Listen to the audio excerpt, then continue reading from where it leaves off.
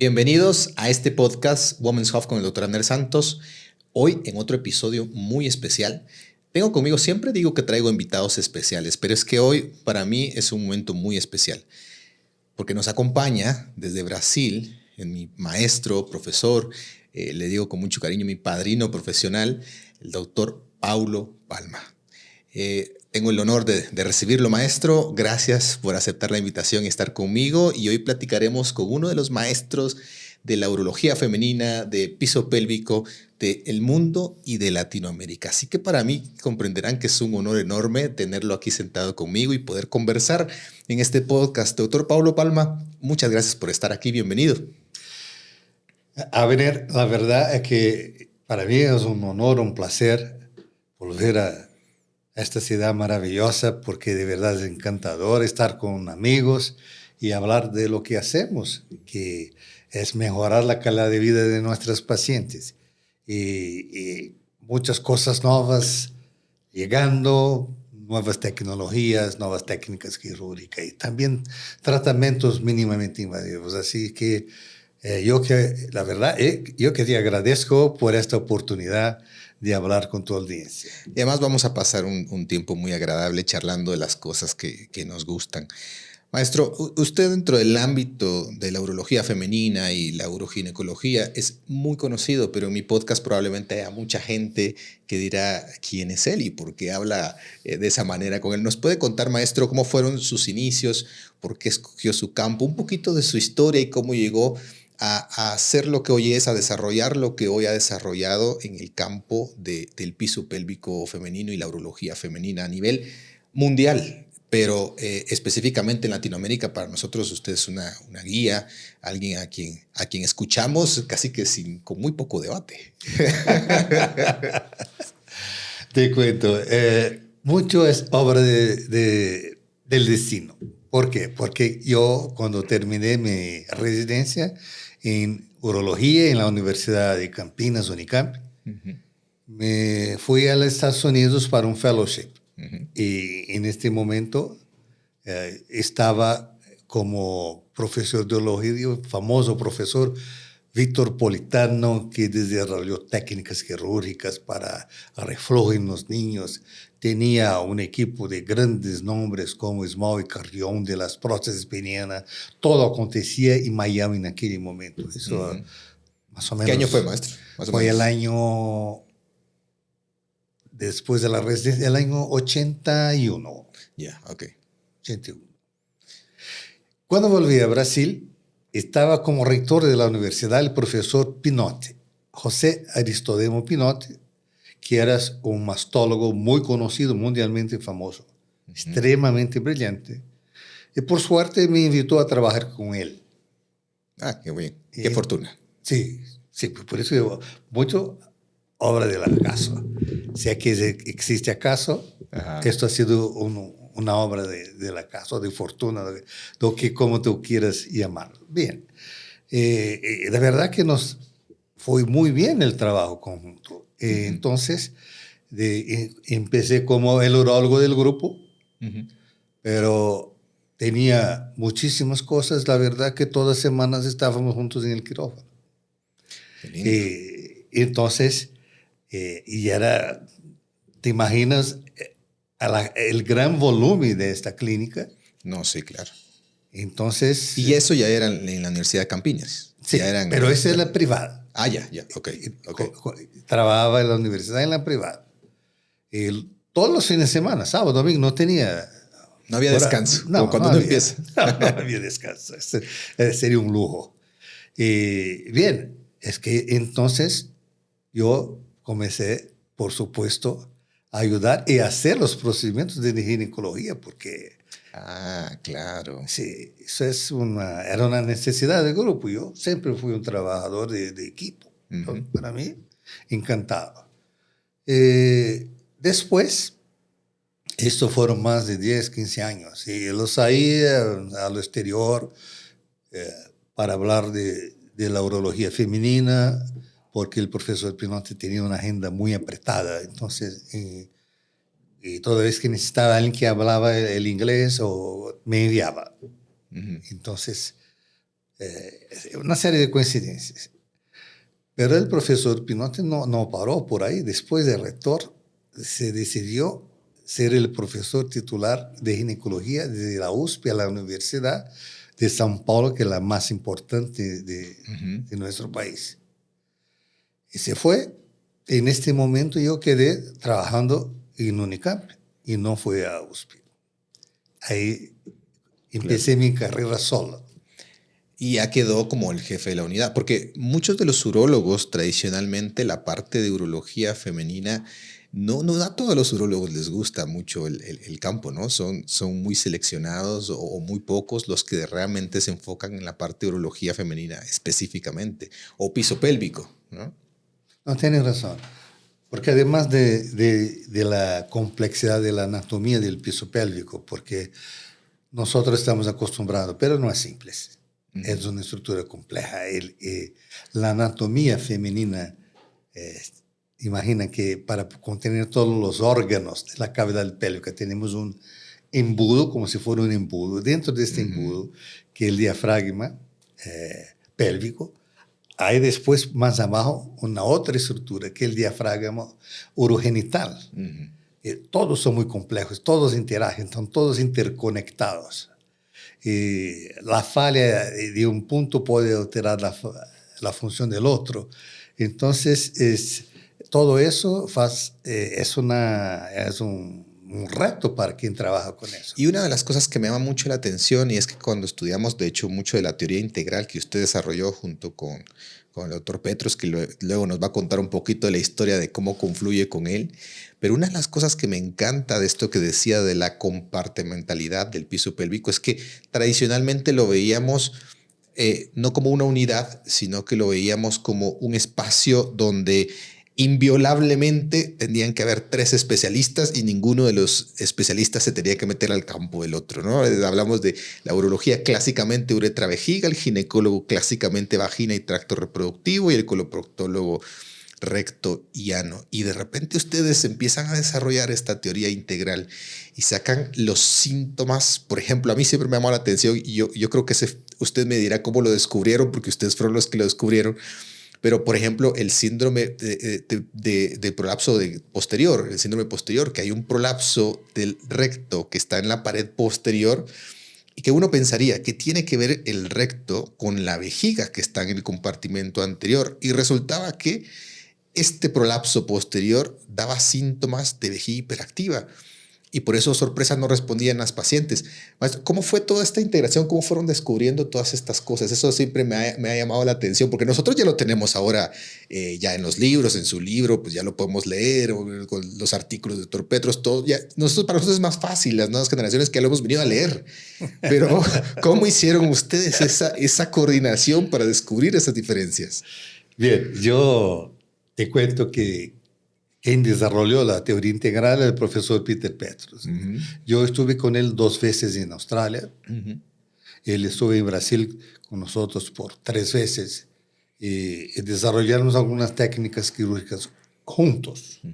Pero el mérito de la teoría integral es de él. Yo soy uno de los pioneros de la divulgación, pero nunca quito el mérito del profesor Petros, porque es un cerebro. Bien, ¿y cuál fue este cambio de paradigma? Estamos hablando de un genio, pero ¿qué es este genio? Este genio fue el primero que se dio cuenta que, por ejemplo, tenía un síntoma de la vejiga, incontinencia al esfuerzo, la paciente que al estornudar pierde orina, por ejemplo, o tenía un síntoma de vejiga hiperactiva, que cuando daba las ganas de orinar, por veces no alcanzaba a llegar al baño. O tenía un problema con sus deposiciones. Él fue el primero, fue el problema. No está en los órganos. Estamos todos equivocados.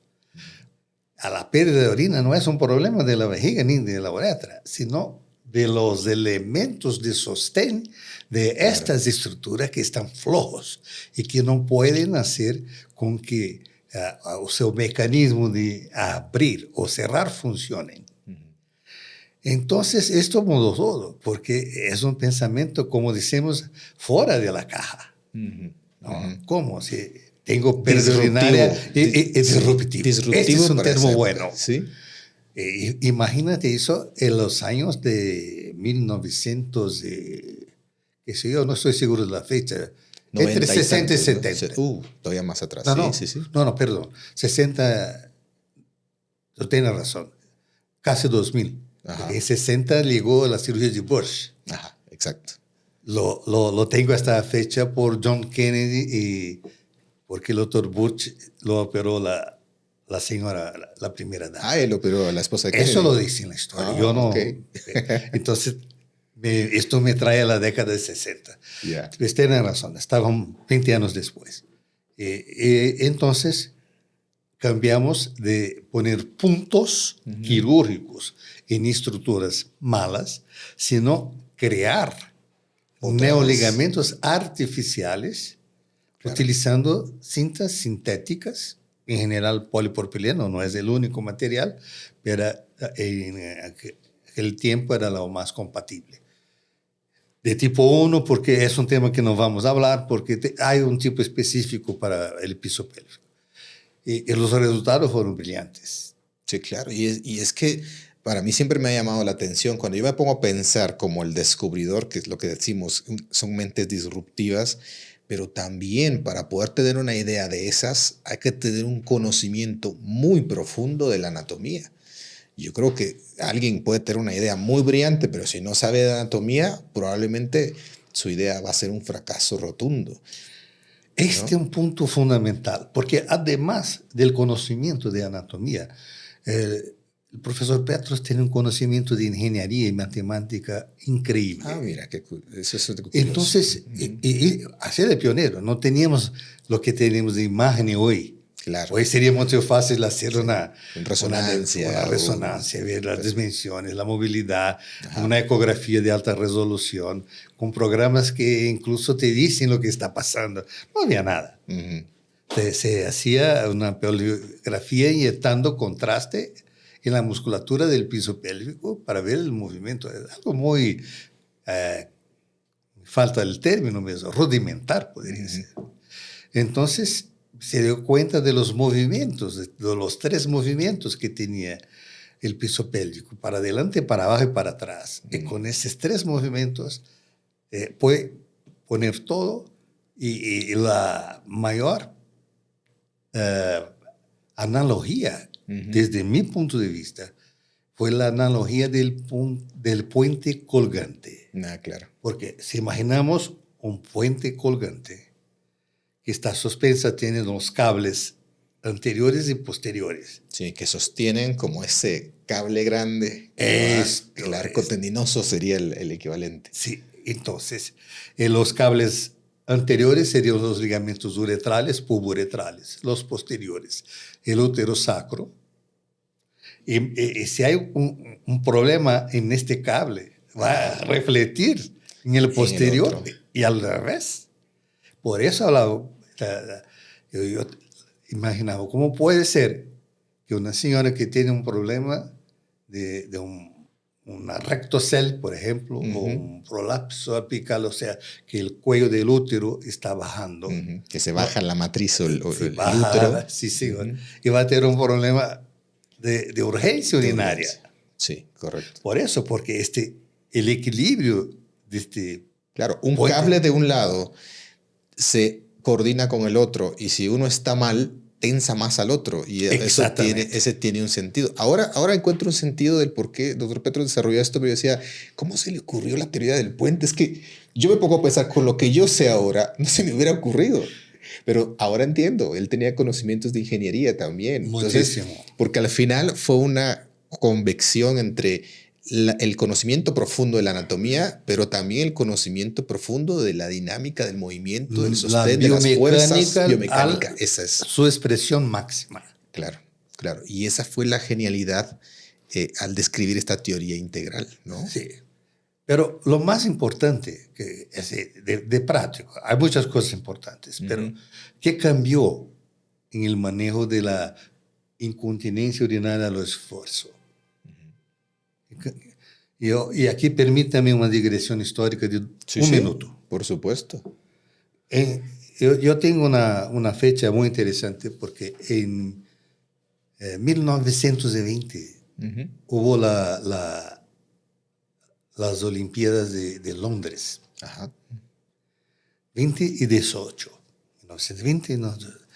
En aquel momento, cuando corrían las Olimpiadas, y yo tengo una foto de las señoras participando, las atletas con vestidos largos, con su arco y flecha. Verdaderamente fotos históricas. Fotos históricas. Pero en aquel momento no teníamos conocimiento. Mira, no estamos haciendo un juicio de las técnicas del pasado cuando sabemos hoy. Esto no es Claro, justo. no se sabía en ese entonces. Se sabía. No, claro. Entonces, incontinencia al esfuerzo, incontinencia por urgencia, incontinencia mixta. Era toda una única cosa. Claro, como que si se salió el pipí es lo mismo para todos. Sí.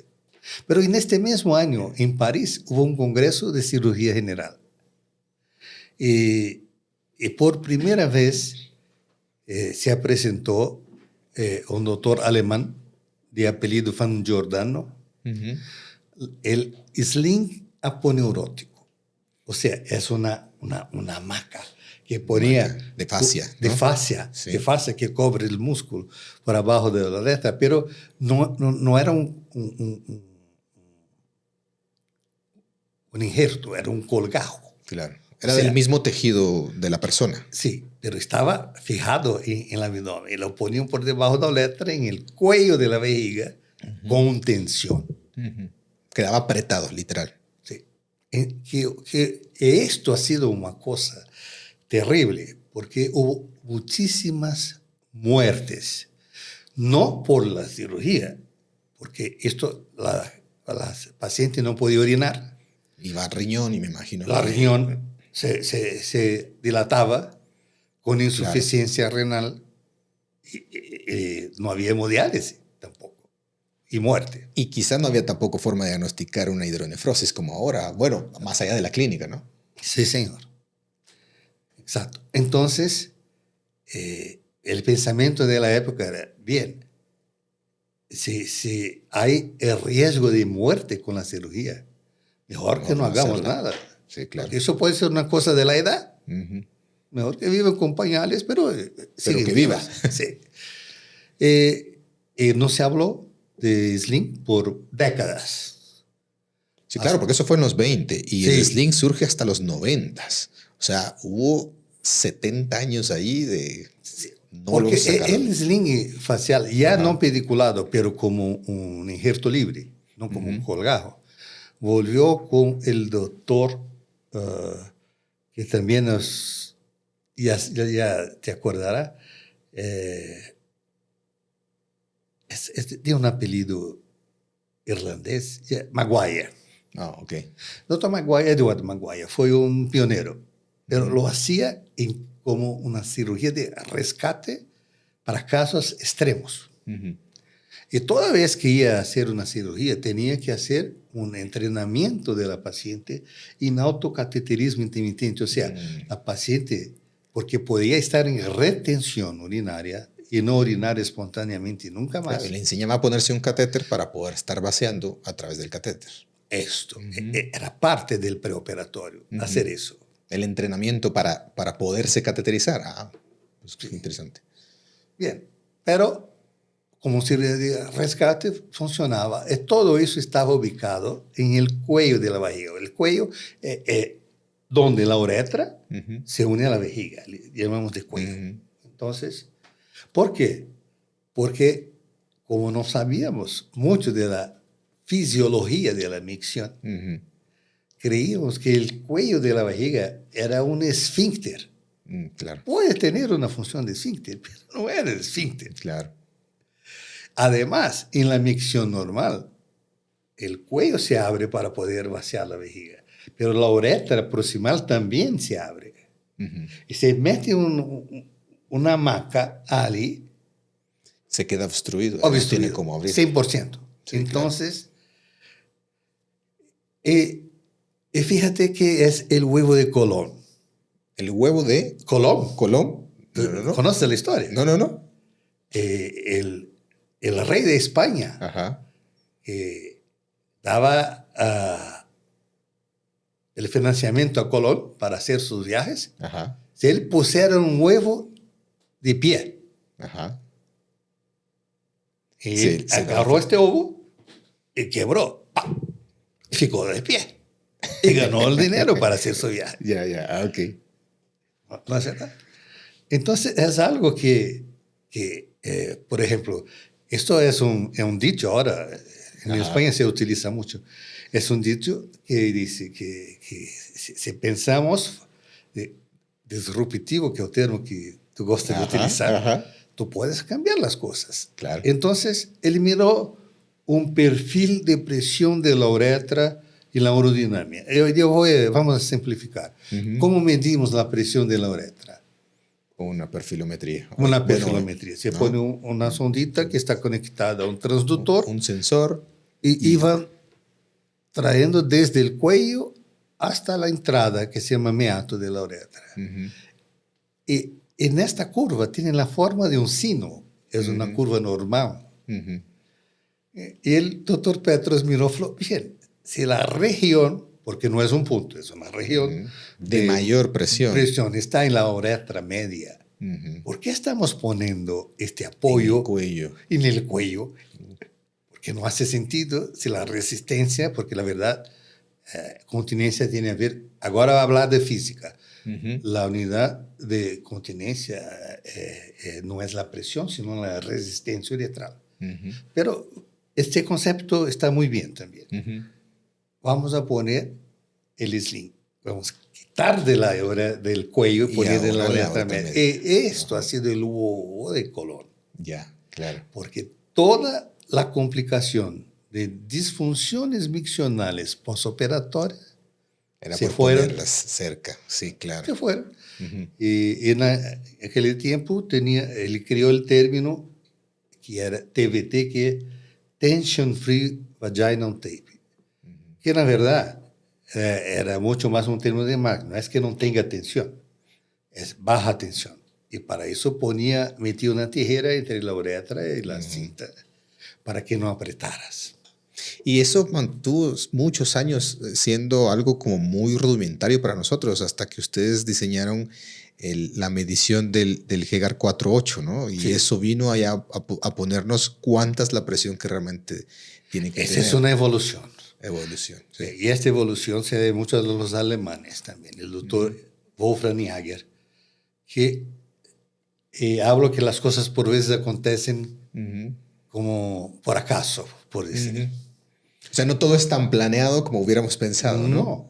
No. ¿De dónde surge? Y es el ajuste 8x4, que es poner un dilatador Giotto 8 milímetros en la uretra y 4 entre la uretra y la cinta, para estar seguro que nada estaría apretado, que la micción sería normal y bien. Son los avances. Pero él empezó, era un ecografista. Un ginecólogo ecografista, estudiando los grupos de pacientes, los que fallaban y seguían con pérdidas al esfuerzo, las que estaban muy bien y las que estaban con disfunciones miccionales, que la mujer en general se manifiesta con una sensación de urgencia. Es diferente del varón que el chorro se queda muy débil. Muy delgado. Muy delgado, sí. Y la mujer, la vejiga femenina, en su mayoría, reage con hiperactividad, la urgencia. O sea, va muy seguido al baño a cada rato, decimos acá. Y tiene que acordar por la noche y por veces. Es un trastorno. Sí. Por la cara. Y también afecta la sexualidad, que es algo que tenemos que siempre tomar en cuenta, porque eso impacta en la vida de la pareja. Es muy importante. Bien, ¿qué encontró el doctor Jaeger? Que todo el grupo de mujeres que estaban bien, porque el ajuste era artesanal, sin ninguna base, era una tijera. ¿Qué tijera, qué tamaño de tijera, qué forma de tijera? Esto lo más variable. Se va una Mayo, unas Kellys, de todo, se ha usado de todo, sí. Bien, se dio cuenta que la distancia entre la uretra, y la cinta tenía 4 milímetros. Cuando esa era la distancia, la paciente estaba bien. Entonces, cuando estaba menos, tenía problema, y cuando tenía más de 6, la posibilidad de algún grado de pérdida era grande. Okay. Por veces menor lo que no, Sí. antes, pero seguía siempre molestando. había. Okay. Entonces, tuve la idea, bien, yo sé que una sonda de Foley que se utiliza normal, 24 porque se mide el radio, perdón, la circunferencia, y dividido por 3 tienes el diámetro, porque viaje al cubo. No, voy a utilizar directo, dilatador llegar, porque el número ya le da en milímetros. Claro. Entonces, 8 en la uretra Y 4 entre la uretra y la cinta. Y un urólogo muy conocido de Bolivia, el doctor Montaño Chávez, hizo un estudio prospectivo y randomizado. Eso es técnico, pues es importante. Esto porque un grupo de personas, de pacientes, usó la tijera y otro grupo el ajuste 8x4. En este grupo inicial de tijera, el 11% de las pacientes tuvieron que ser reoperadas. Interesante. Buen número. 10% es mucho. Sí, es bastante. 11%. En este grupo, ¿sabe cuánto? No. 0. Entonces, claro. Cambió. Entonces, es una serie de eventos que suceden naturalmente y hace con que la medicina, la técnica quirúrgica esté en constante evolución. Y es que es lo que decíamos muchas veces, que la historia de la incontinencia urinaria, y en hombre y mujer, pero yo que me enfoco solamente en la mujer, es una historia de fracasos y es una historia de prueba y error de muchos años. Se han descrito, ¿cuántos eran? 300 procedimientos o por ahí que van enfocados, y cuántos han pasado la prueba del tiempo. Nosotros decimos que hay que pasar por la prueba de los 2 T's. El tiempo y todos. Porque si un procedimiento es muy bueno por solamente el doctor Abner Santos lo hace, porque los otros no pueden hacerlo, claro. No es una buena técnica. Claro. Entonces, tiene que ser bueno en tus manos y en la mano de alguien que se pueda entrenar. O sea, algo que sea replicable. Exactamente. Cuanto más tenemos los parámetros objetivos, mejor, más base científica, mejores los resultados. Y así se evoluciona. Claro. Y maestro, hablemos también, me encanta hablar de la historia de cómo ha evolucionado, porque todo mundo, yo creo que muchos asumimos mal, y quizá los que no están en nuestro campo aún peor, que todo está descrito y todo lo sabemos y que ya todo tiene una forma de ser. Y, oh sorpresa, cuando contamos que las cosas aún siguen en evolución. De hecho, sigue en tal grado de evolución que en los últimos 5 años hemos visto por ahí 5 o 6 años, por ejemplo, usted ha desarrollado la técnica de transuturador retropúbica, y esa es una técnica que tiene una variante, pero es una evolución, y por ahí hemos visto otras técnicas que siguen evolucionando. O sea, esto es algo de no acabar, es una evolución que va a ir tomando forma, y de momento nos ha dejado por ahí las cintas suburetrales como un gold standard de momento, junto con Burch. ¿Cómo ve? ¿Qué nos depara el futuro en la evolución de la cirugía para incontinencia? Esa es una pregunta muy interesante. Difícil de contestar, pero sí, claro. Yo desarrollé el primer sling de incisión única. El mini sling yo he desarrollado y publicado en el año 99. 2 años antes de Delorme publicar el TOT, el transobturatriz. En aquel tiempo hacía una incisión única y utilizábamos pericardio bovino que no han dado bien. Y usamos otros materiales. Después salió una empresa muy importante, del intestino, la submucosa porcina, y con resultados mejores. Y publicamos esta técnica en Actas Españolas con 6 años de seguimiento y con 60% de curación, que ya era un buen número. Un buen número para... Porque eran números reales, ¿no? Teníamos todo el follow-up de este caso. Hasta que encontré un bioingeniero de Promedón en Argentina llamado Osvaldo Grigol. Falei, Osvaldo, esto no está bien, tenemos que hacer un mini sling, pero con una fijación primaria importante. Y así desarrollamos el Ofira. Claro. No tengo la patente de Ofira, no tengo ningún interés, trabajé como consultor, lamentablemente.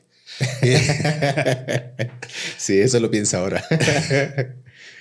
Pero de ahí sacamos este sling y ya hemos publicado 8 años de seguimiento porque utilizamos en reoperación.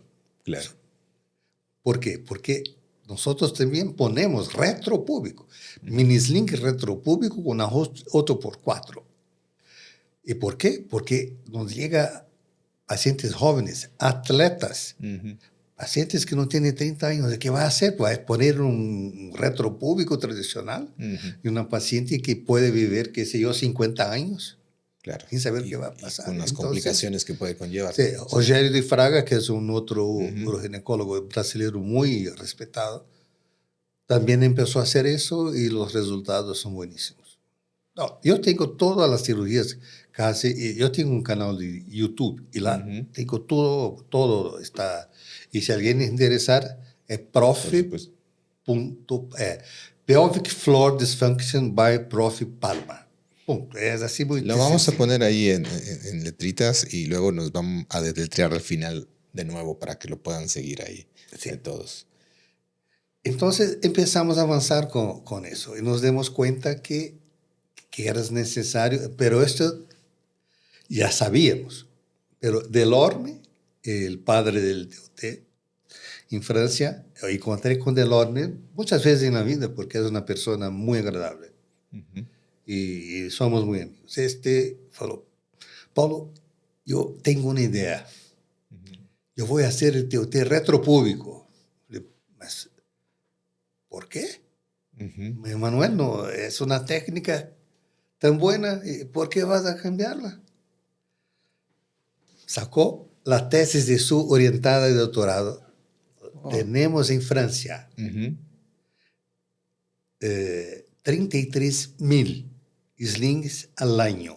El 5% de las 10% de complicaciones, las más diversas, y de estas, el 5% no se curan. Wow. Ese es un dato muy importante. Muy fuerte, Flor. Sí. Flor, ¿tú estás feliz de tener 5% de complicaciones no curables? Flor, por supuesto que no. Claro que no. Ninguno de los que hacemos esto queremos eso, ¿no? Sí. Entonces, utilizó el principio que guía los vuelos de avión, porque se sabe que un pequeño desvío de ángulo aquí se hace muy grande en la dirección final. Al final era una diferencia muy grande. ¿Y qué hizo él? Hacía una pasaje oblicua por detrás del hueso. Que de hecho esa es la forma que nos enseñaban tradicionalmente. Todos hemos aprendido. Hace poco, maestro, hace 10 años, no fue hace mucho. Sí, tiene razón. Sí, yo salí aprendiendo la técnica oblicua todavía. Técnicamente se llama retroisquiática porque pasa por detrás del hueso isquio. Pero oblicua, vamos a simplificar. Si yo meto la aguja horizontal, yo paso por detrás del pubis. Y pasando por detrás del pubis, yo no voy a atrapar ningún nervio, porque el dolor en la ingle era una complicación muy frecuente. Claro. Más o menos 15% tenía el dolor en la ingle. Por veces tenía que quitar la cinta para pasar el dolor. Exacto. Y a veces ni aún quitándola. Con todos. Y a veces ni aún quitándola. Sí, señor. Bien. Además, el tema de perforación de uretra y vejiga está resuelto. Yo le pregunté cómo puede estar resuelto. Porque hago una incisión, elevo la uretra 3 centímetros para arriba y cranealmente, y la aguja viene horizontal. ¿cómo va a perforar la vejiga o la uretra? ¿Tiene razón? Tiene razón. Ajá. Tiene razón. Entonces, estábamos, como dije, estábamos en Italia. Yo quiero estar en el quirófano contigo. Pero venga. Y es algo tan sencillo. Cambió de un sling oblicuo para horizontal. Claro. Tiene una publicación, yo voy a enseñar mañana, porque estaremos juntos en el Congreso. 185 pacientes, seguimiento de 3 años.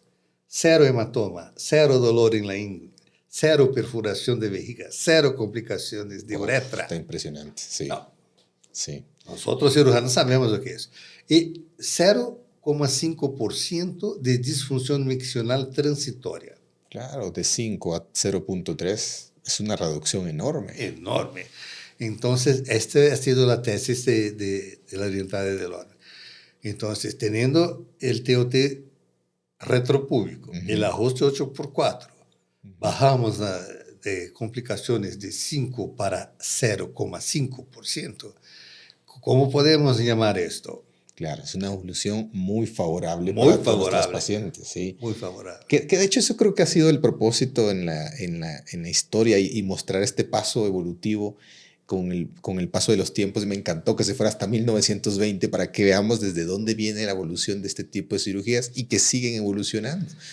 Probablemente seguiremos encontrando alguna forma u otra de todavía mejorar un poquito más, un poquito mejor, o algo un poco diferente o menos invasivo. Bueno, para allá van todas estas técnicas. Y yo creo que uno de los grandes errores que hemos cometido históricamente en la parte de piso pélvico, que es algo que quiero que hablemos un poco, es el asumir que el piso pélvico es una estructura como inerte, o que es una estructura que realmente pues, está ahí, no necesita hacer nada para que funcione. Luego descubrimos que el piso pélvico tiene su hiato genital, donde está la función miccional, la función defecatoria y obviamente la función sexual y reproductiva. Y cuando vemos el impacto que estas 3 cosas tienen en la calidad de vida de una mujer, realmente, hoy por hoy, muchos a veces pensarán, pero ¿por qué hablan tanto ahora de piso pélvico y eso no se hablaba antes?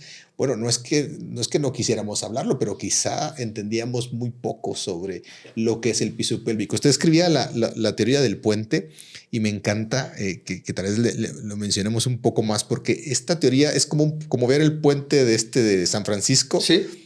Es lo mismo, entonces las estructuras significan algo.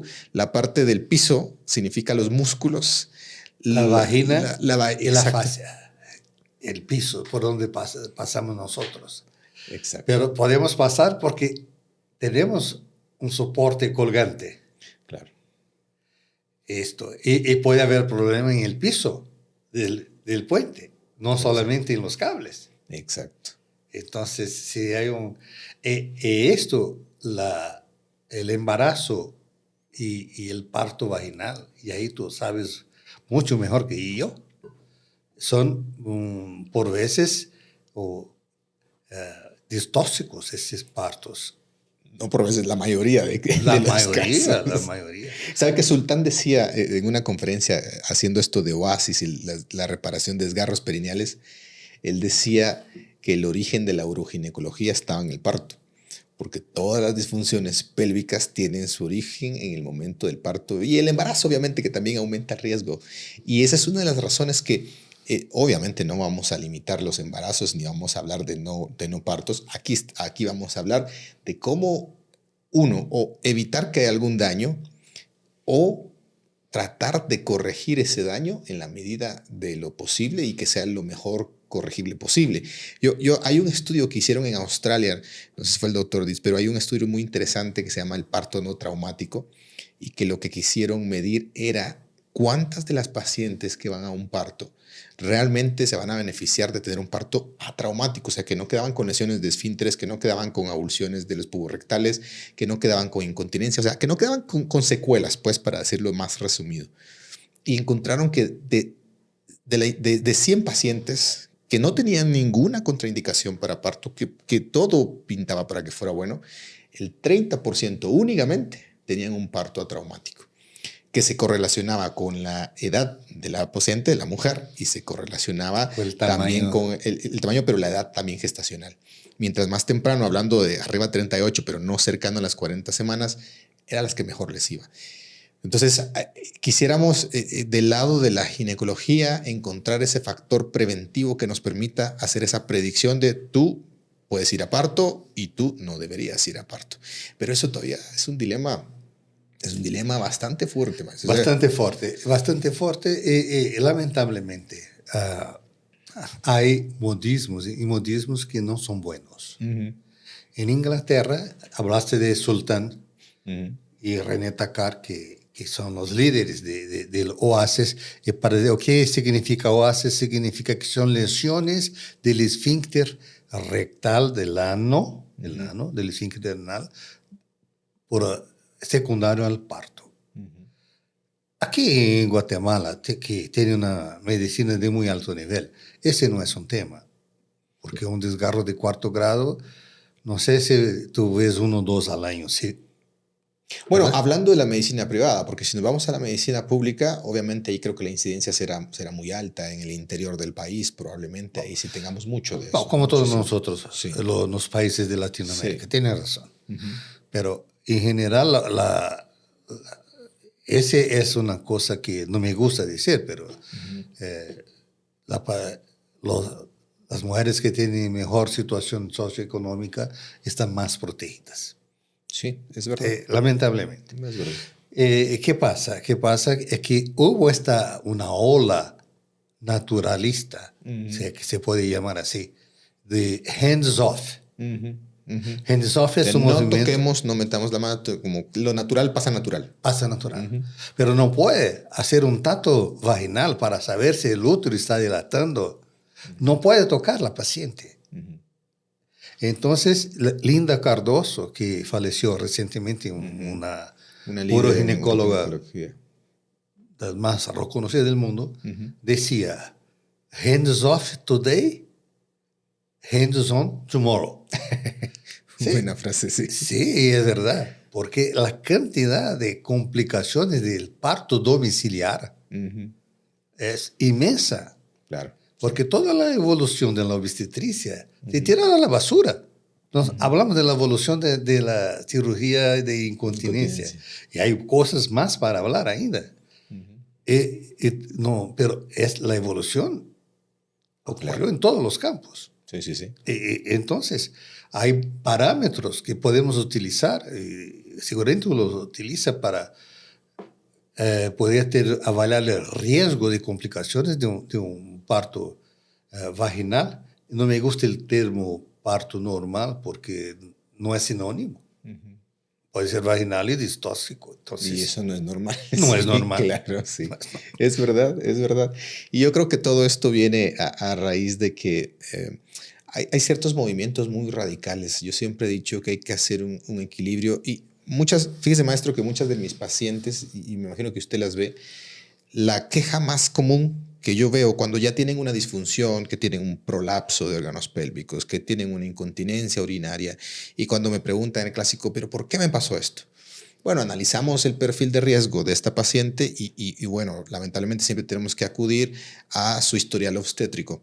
Y luego, pues bueno, tuvieron 3, 4, 5, 6 partos. El parto más grande pesó 9 libras, 10 libras, 12 libras. Sabemos que eso va a generar una gran distocia. Y cuando viene el momento de explicarle el por qué, la inmediata respuesta que yo obtengo en la gran mayoría, quizá no en todas, pero en la gran mayoría es ¿por qué nadie me lo dijo?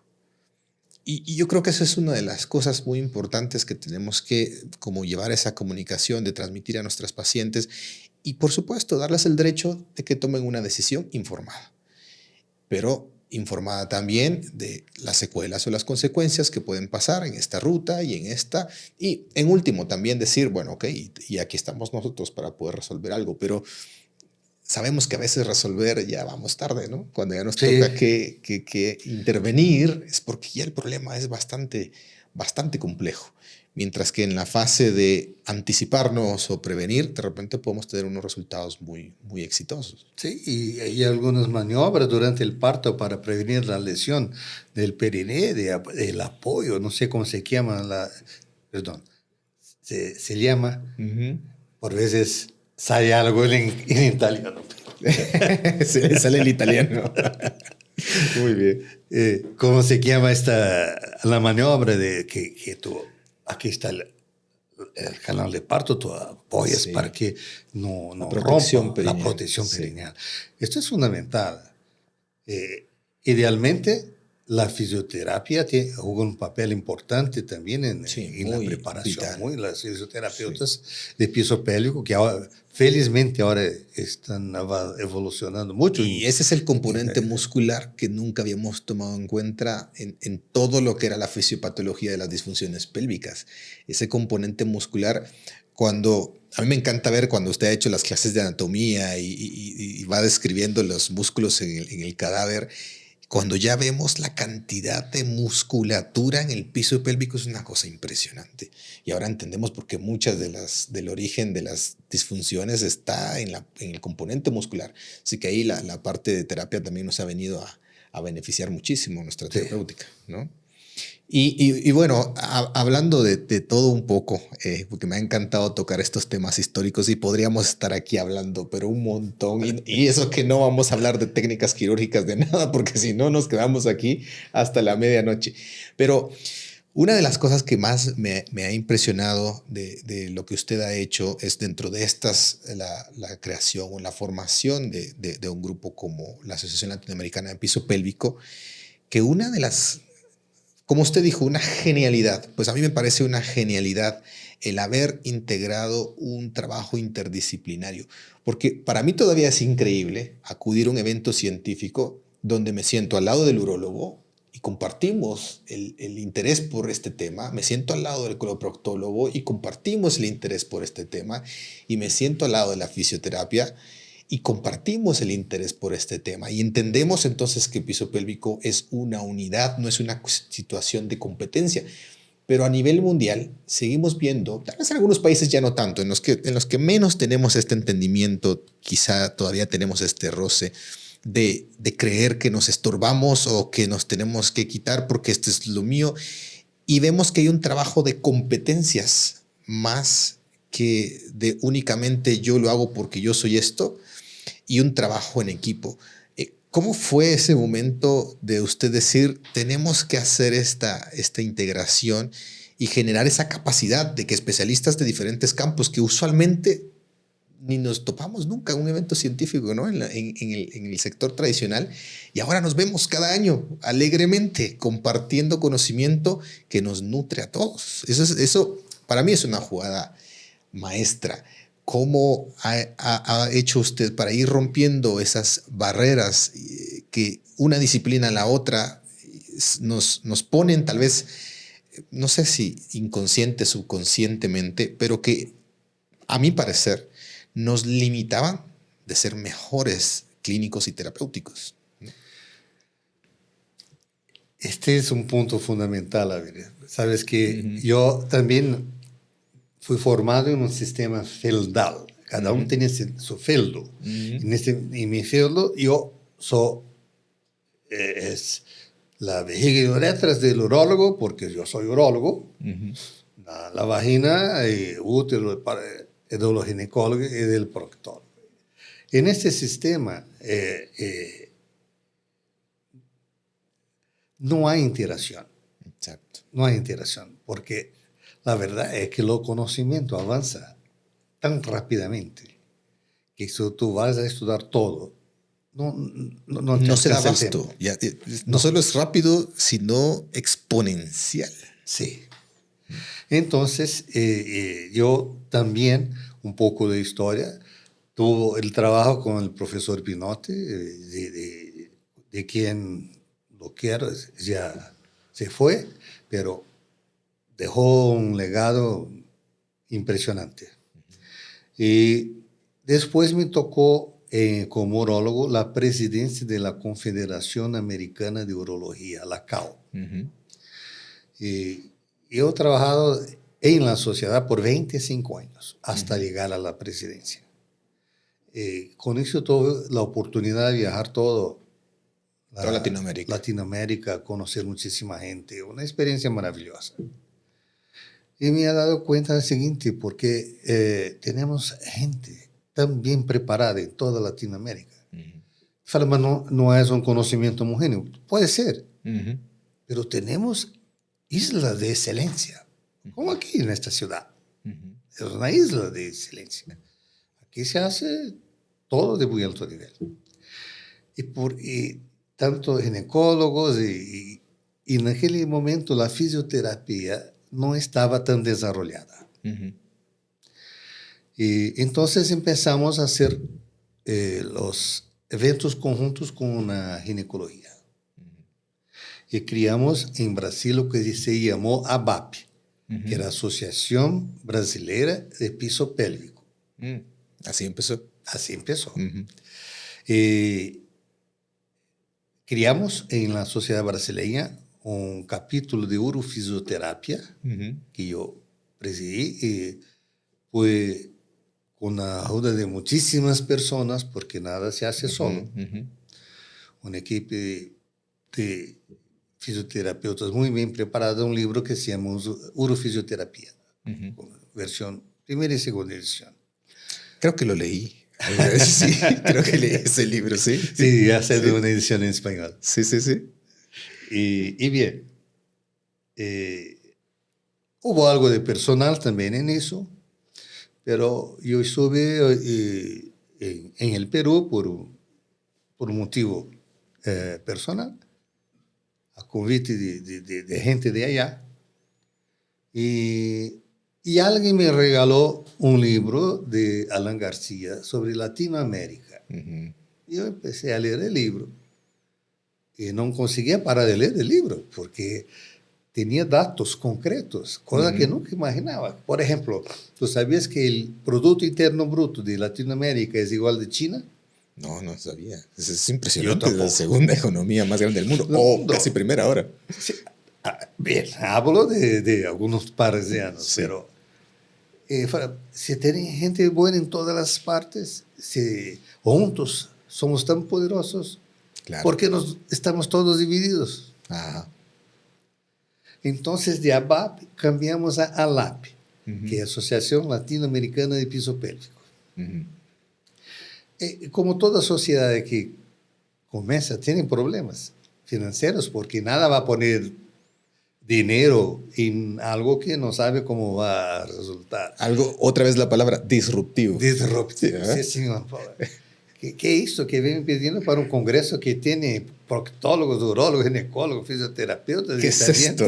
La industria de haber pensado. ¿Qué están haciendo? ¿Qué es eso? ¡Qué locura! Sí, señor. Bien, la verdad es que las cosas evolucionó bien. El espíritu de una sociedad fraterna que no tenga dueño, esto es parte del lema de ALAP, es agregar, número uno, capacitar y actualizar, más o menos. Entonces, ese es nuestro norte. Claro. Y por eso el ambiente en esta sociedad es muy amigable. La gente, como si... Voy a repetir tus palabras. Todos los años nos encontramos muy felices. Sí. Porque así es. Estamos en familia, claro. Somos amigos.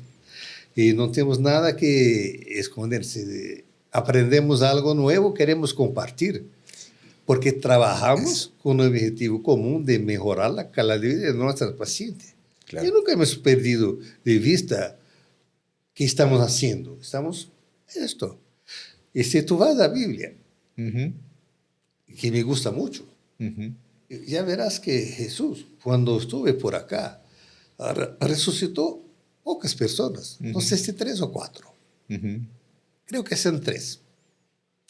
Pero mejoró muchísimo la calidad de vida de millares de personas. Claro. Por supuesto, no estamos comparando al maestro.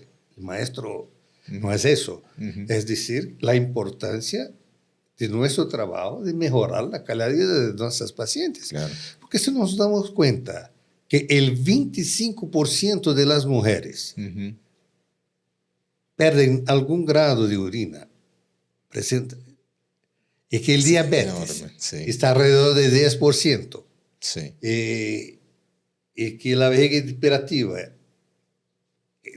después de la tercera edad está alrededor de 15%. Y hablamos Es de enorme. 25%. Sí, es enorme. Es enorme. Estamos hablando de una de cada 4 mujeres. Sí, Es de gigantesco. cada... Sí.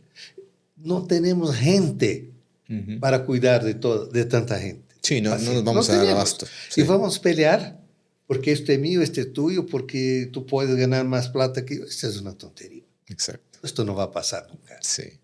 Y con ahora, especialmente las mujeres, están viviendo más, son más longevas. Exacto.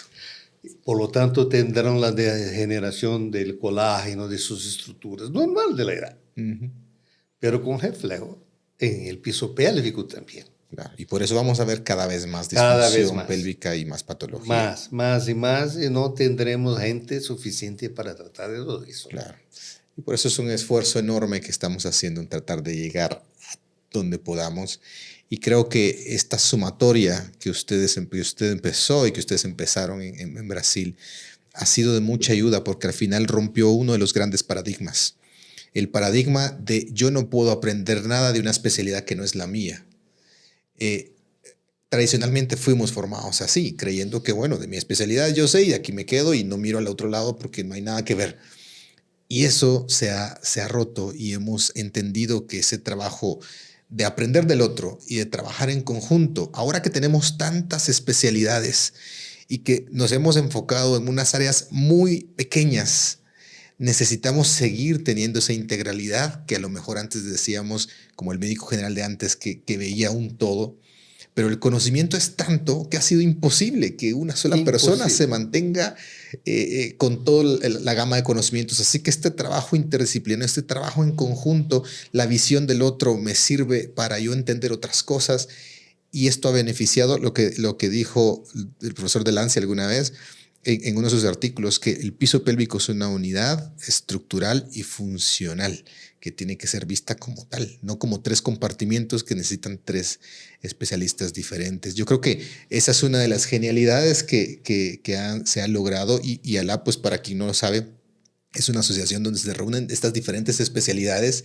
Es la única en su tipo, para suerte ya lleva bastantes años, ha crecido muchísimo, porque la necesidad que tenemos los unos de los otros, yo creo que no la conocíamos, maestro. No estábamos conscientes de la necesidad que teníamos los unos de los otros en un campo interdisciplinario para resolver los mismos problemas que a lo mejor creíamos que los resolvíamos impecablemente y nos dimos cuenta que no era así. Que no es así. Sí, ¿no? Sí. Bueno, maestro, gracias por estar conmigo. Hemos hablado muy agradablemente y charlado un poco de no solo la historia, la evolución de la incontinencia, del piso pélvico en general, que hoy resuena mucho, pero es por esto que decía, cada vez la mujer está viviendo más años, o sea, como sociedad en general, tenemos más tasa de expectativa de vida, pero especialmente la mujer que es joven ahora, no le pone mucha importancia, pero la que hoy tiene 30, 40 años, en 30, 40 años va a tener 60, 70, 80. Y entonces ahí va a entender la necesidad del piso pélvico, que tenemos que empezarla a ver desde la primera oportunidad que esto sea posible. Y eso ha abierto las puertas a que usted y yo estemos hoy sentados aquí platicando de un tema en común cuando tenemos campos diferentes, pero aún así necesitamos el uno de otro. Así que yo le agradezco muchísimo por estar acá. Por favor, si tiene un mensaje para la audiencia que nos está escuchando. Sí, final. yo tengo. Primero, Abner, quisiera felicitarte porque eres un doctor disruptivo. Creo que es el primer ginecólogo que va a un congreso de la Sociedad Guatemalteca de Urología. Enhorabuena. Ahí estaremos apoyando. Esto es mérito. Eso es mérito. Otra cosa que es muy importante. Hemos aprendido muchísimo en estos años. Hace 10 años, vamos a poner un tiempo... No tan atrás. No tan atrás. No se hablaba de la sexualidad femenina después de los 60 años. Claro, sí. A los 60 años era una abuelita. Y hoy, la mujer de 60 años es activa, tiene su función sexual, actividad, trabaja, productiva. Y bien, para eso necesita muchísimas cosas bien hechas. Claro. Reposición hormonal, alimentación, actividad física, musculación. Porque la fuerza en la pierna es lo que más se correlaciona con la longevidad. Oh, qué interesante ese Si dato. tú no tienes fuerza en la pierna, no tienes la sarcopenia, te mata. Entonces, todo eso ha cambiado. Es una visión, por decir, holística. ¿Y qué hacemos? Lo que estaríamos a hacer. Nuestra misión es mejorar la calidad de vida. Y juntos hacemos mejor y hacemos más. Me encanta ese mensaje final. Gracias, maestro. De verdad que ha sido un placer charlar con usted un momento.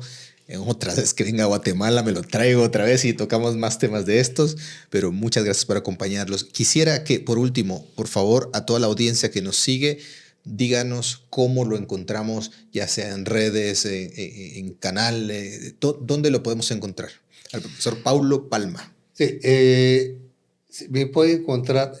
Yo trabajo más en YouTube, porque mi tema es técnica quirúrgica. Yo no hago propaganda. Veo todos sus videos. No, tengo en Instagram también, que es Profi Palma. En portugués no hay la letra E, PROF.Palma. Pero en YouTube es Pelvic Floor Dysfunction, o sea, disfunciones de piso pélvico by Profi Palma. Pelvic Floor Dysfunction by Profe Palma. Sí. Ok, YouTube. Lá tiene más de 100 cirugías, algunas charlas y bien. De hecho, ¿de dónde cree que veo yo para aprender más? De su canal. Bueno, muchas gracias por estar acá, a todos por estar en sintonía de este episodio. Esperamos dejarles muchos mensajes positivos y me encanta. Juntos somos mejor. Muchas gracias por estar acá. Esto fue Women's Hub con el Dr. Abner Santos. Gracias a todos por estar aquí.